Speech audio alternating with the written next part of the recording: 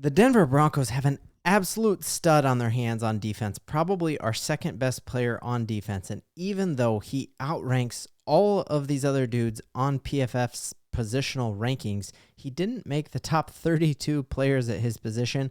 I'm beyond the point of just being upset about this, and now I'm moving into, I have a whole folder on my phone of screenshots, and I cannot wait until December when I just start blasting them and being like, hey, remember when you slept on these guys? And I'm counting on all y'all to have my back when I start going on that offensive.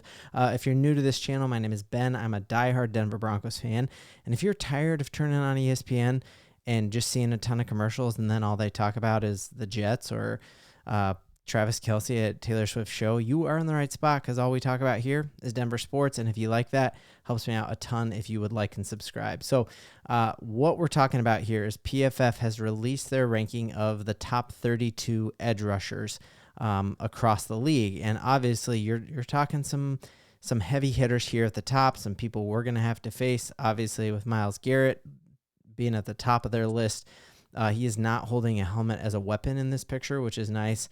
Hutchinson, who we had to face last year, and we just saw what a game wrecker he can be. Like, I'm not at all disagreeing with some of the guys on this list. I think Micah Parsons is great. I'm still glad we got Pat Surtain over top of him, and I think the more we see of all the drama in Dallas, you're happy with that as well.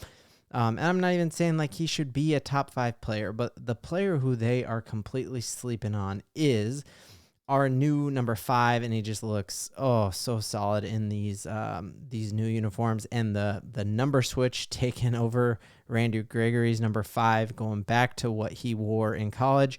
And I think the media is just completely forgetting about Baron Browning and who he can be, and how our 5-game win streak was because Baron Browning was back, and he had players who aren't even here anymore who still compare him and call him Von Miller-esque. And so we're going to look at some highlights and why I think he's just going to be such a standout as an edge rusher. And I think he's going to be our first player since Bradley Chubb to notch that 10-sack mark this year. Not only is it a contract year, but he has gone all in, and he's got this new cryptocurrency type thing where you can actually buy stock in him. And after all the money I lost on Dogecoin, I'm staying far, far away. But if I was interested in those weird Ponzi schemes, you better believe I would buy all of Baron Browning's stock. So, I mean, the crazy thing, you scroll through all 32 of these, and I mean, Joey Bosa, we haven't had trouble with Joey Bosa ever, right? Even just seeing Bradley Chubb, is he even going to play? Didn't he get hurt at the end of last year? And I watched Bradley Chubb a ton and had a lot of hopes for him. Not enough that I'm happy that the Broncos drafted him over Josh Allen, but he never showed up in the way that I already saw Baron Browning show up. He missed those first 5 games of last season, and that was when we had the Washington Commanders come back and drop 38 on us. That's when the Miami Dolphins dropped 70 on us. And Vance Joseph, Sean Payton, everyone says when Baron Browning came back, our defense got back to an elite level, and that should have us all very, very excited. So looking at even his grade, here's the part that confused me the most, is that PFF, who sleeps on him, rated him a 74.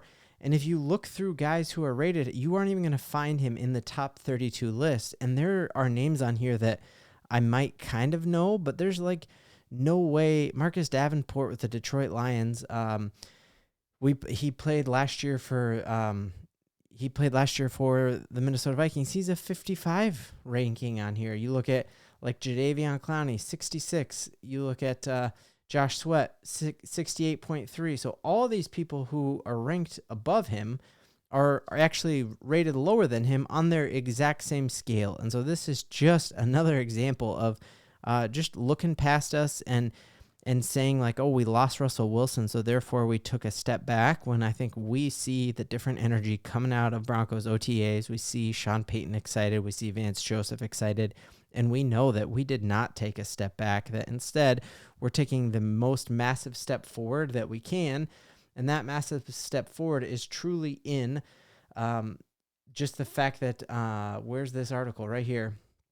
Alex Singleton said it best, that 80% of our guys have been in this system before, and then the 20% of new guys just play at a different level. And he's saying we're flying around.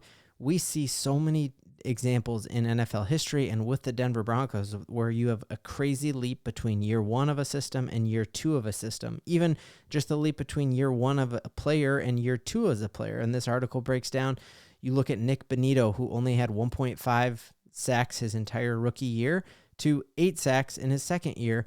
And you're hearing all these players just talk about Vance Joseph, love him or hate him. We're in a second year of a system and we're going to have massive leaps. And I think Baron Browning is him. And I cannot wait to see the rest of the national media start to have that be a household name. And I'm not saying he's Myles Garrett or he's Nick Bosa, but I'm just saying that he belongs in a list of 32 best edge rushers. To leave him off is blatantly disrespectful. So we're hearing Zach Allen, our defensive lineman, said he's athletic as any outside linebacker I've ever played with. And he's played on some great team. He played with, I guess, J.J. Watt wouldn't have been classified as an outside backer, but the fact that he just gushes about him and says how different the team was going to be once he got there. And then the other one was Justin Simmons coming out and saying that that he is Von Miller-esque, and he sees the same traits in Von Miller, and this was right before that Buffalo game, and he said he has the same bend and the same athleticism that he had, and they even credited the Denver Broncos breaking that losing streak to the Kansas City Chiefs. Justin Simmons said that is because of Barron just constantly being a game wrecker in the backfield, and you're hearing Sean Payton say that. Sean Payton already talking about this time last year, he'd only talked to Baron Browning 5 times total, and now he talks to him 5 times a day. He's in the best shape of his life. He's off of that leg injury that he had last year, and even with that leg injury, like just look at him here against this pursuit here to get Austin Eckler, even when you've given him 5 yards of space, just seeing his bend there. Herbert didn't even hit his back foot. That wasn't hanging onto the ball too long. This massive hit in the backfield again with a loaded line, seeing him here come up with an interception. Then his return skills, not the best, fumbles it, but guess what? He doesn't give up, so he has an interception and a fumble recovery on the same exact play. And it's just confusing to me because it seems as if players out of Ohio State get like more love than they should. And so here's him not playing as an edge rusher, but playing as a linebacker and wearing the number 5 that he switched back to this year. And you've just seen these traits always be there. And he's in year 2 of this Vance Joseph system. He's totally healthy. And now we have way better defensive line with Jonathan Franklin Myers in there, with Malcolm Roach in there, DJ Jones with Zach Allen. Like our defensive line, that interior is just straight up balling. And now he has even talked about the fact that we just have a ton of players now at that position who truly could all be starters in the league. Jonathan Cooper almost had 10 sacks last year.